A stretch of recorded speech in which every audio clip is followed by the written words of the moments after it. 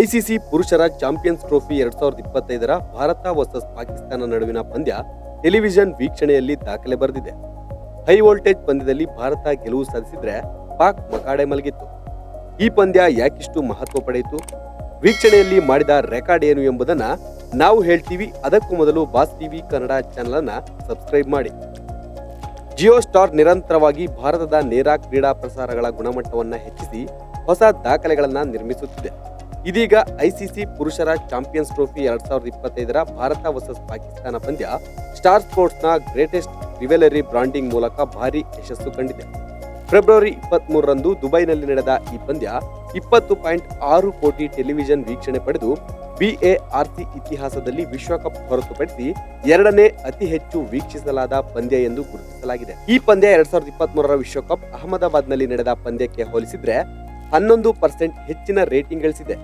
ವಿರಾಟ್ ಕೊಹ್ಲಿ ವೇಗವಾಗಿ 14,000 ಓಡಿಐ ರನ್ಗಳನ್ನ ಪೂರೈಸಿದ ದಾಖಲೆ ನಿರ್ಮಿಸಿದ ಈ ಪಂದ್ಯ 2,609 ಕೋಟಿ ನಿಮಿಷಗಳ ವೀಕ್ಷಣೆ ಸಮಯ ಪಡೆದಿದೆ. ಭಾರತದ ಕ್ರೀಡಾ ಪ್ರೇಮಿಗಳಿಗೆ ಅತ್ಯುತ್ತಮ ಅನುಭವ ಒದಗಿಸುವ ಪ್ರಯತ್ನದಲ್ಲಿ ಜಿಯೋ ಸ್ಟಾರ್ ಹೊಸ ಯೋಜನೆಗಳನ್ನು ರೂಪಿಸಿದೆ. 2023ರ ವಿಶ್ವಕಪ್ನಲ್ಲಿ ಭಾರತ ಪಾಕಿಸ್ತಾನ ಪಂದ್ಯವು ಡಿಸ್ನಿ ಹಾಟ್ಸ್ಟಾರ್ನಲ್ಲಿ 3.5 ಕೋಟಿ ವೀಕ್ಷಣೆ ಕಂಡಿತು. ಲೈವ್ ಸ್ಟ್ರೀಮಿಂಗ್ ಪ್ಲಾಟ್ಫಾರ್ಮ್ನಲ್ಲಿಯೇ ಇದು ದಾಖಲೆಯ ವೀಕ್ಷಣೆಯಾಗಿದೆ. ಇದು ಕ್ರಿಕೆಟ್ ಇತಿಹಾಸದಲ್ಲಿ ಅತಿ ಹೆಚ್ಚು ವೀಕ್ಷಣೆ ಪಡೆದ ದಾಖಲೆಯಾಗಿದೆ.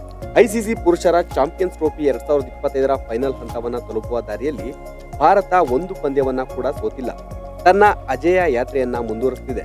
ಮಾರ್ಚ್ 9ರಂದು ಭಾರತ ವರ್ಸಸ್ ನ್ಯೂಜಿಲೆಂಡ್ ನಡುವಿನ ಫೈನಲ್ ಪಂದ್ಯ ನಡೆಯಲಿದ್ದು ಭಾರತೀಯ ಅಭಿಮಾನಿಗಳಲ್ಲಿ ಅಪಾರ ನಿರೀಕ್ಷೆ ಮೂಡಿಸಿದೆ. ಈ ಪಂದ್ಯ ಭಾರತೀಯ ತಂಡಕ್ಕೆ 2024ರ ಐಸಿಸಿ T20 ವಿಶ್ವಕಪ್ ಜಯಿಸಿದ ಬಳಿಕ ಮತ್ತೊಂದು ವಿಶ್ವ ಮಟ್ಟದ ಟ್ರೋಫಿ ಗೆಲ್ಲುವ ಅವಕಾಶ ಒದಗಿಸಿದೆ.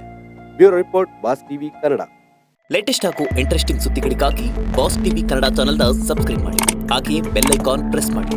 ಇದರ ಜೊತೆಗೆ ಫೇಸ್ಬುಕ್, ಇನ್ಸ್ಟಾಗ್ರಾಮ್, ಎಕ್ಸ್ನಲ್ಲೂ ಮಿಸ್ ಮಾಡದೆ ಫಾಲೋ ಮಾಡಿ.